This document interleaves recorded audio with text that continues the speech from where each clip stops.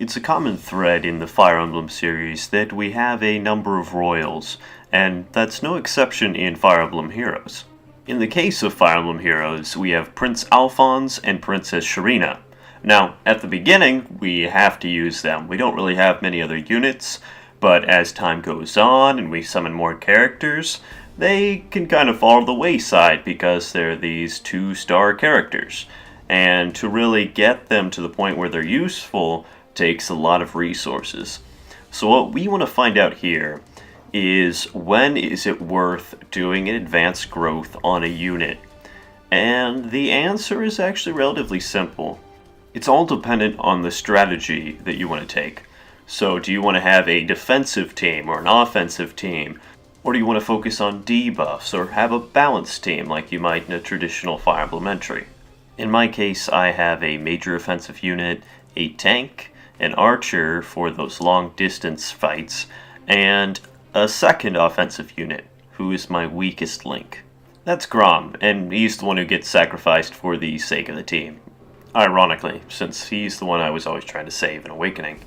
Now, I could go ahead and give Grom 5 stars and get him up to that point where he would be a really useful unit. And already he's a very powerful unit, just not up to the level of my Marth, who can, take on multiple units, and I don't have to worry about him so much. So when it comes to a situation like this, we want to consider our alternatives. So in a team like this, I'd be really looking for either a long distance, magic user, or a lance user, since I don't have that currently in my setup. My archer already handles debuffs, but I could use a healer as well. So when it comes to a situation like this, let's look through different units, see who has some skills that might be useful for my strategy. In my case, I often like to do a very offensive strategy. I take out the enemy units without needing to heal so much. So keep that in mind, whether you want an offensive or a defensive strategy. That'll determine whether you want another offensive unit or whether you want a healer. Or an offensive unit with healing abilities or rally abilities, such as Sharina. Now, if we look at Sharina, she starts with 2 stars, so it's going to be a lot of work to get her to the point where she is really useful in this 5-star team. But after going through multiple rounds of summons and looking through different skills of different units, I really want to try her out because she was a great part of my initial Fire Emblem Heroes strategy. So I want to give her a chance again. So what we're going to do here, I already put her up to 3 stars. As we can see, Prince Alphonse is still at 2 stars. The cost to rank a 2-star unit up to 3 stars is negligible, so I went ahead and ranked Sharina up to 3 stars. But I'm going to go ahead and go to 4 stars now.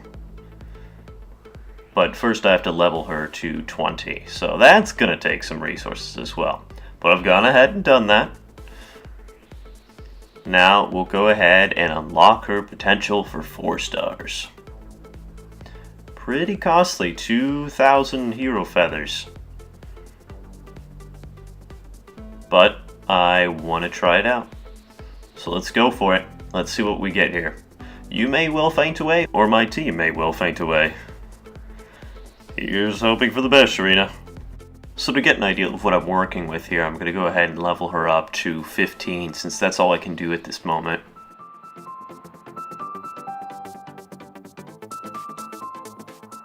And it's not looking bad. We could do better, but she could have potential for this team. And once I have the resources, I want to go ahead and try out making her a 5-star unit, unless I summon a unit in the meantime who's just so much better.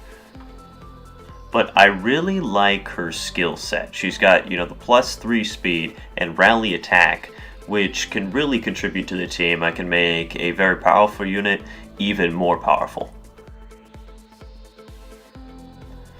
So when it comes to advanced growths, when deciding which units to spend all your resources on, really it should come down to the skill set and how it's going to fit into your strategy.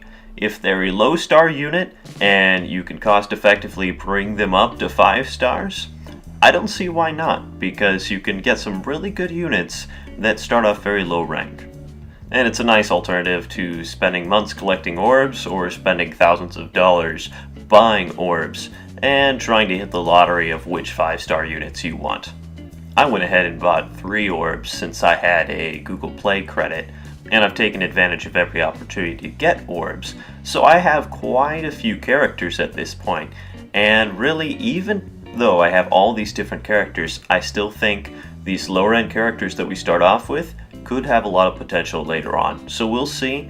We'll check back in, see how Sharina's doing later. But that is my strategy right now. Let me know what you think in the comments below, and if you like this video, feel free to hit the thumbs up like button and subscribe for more.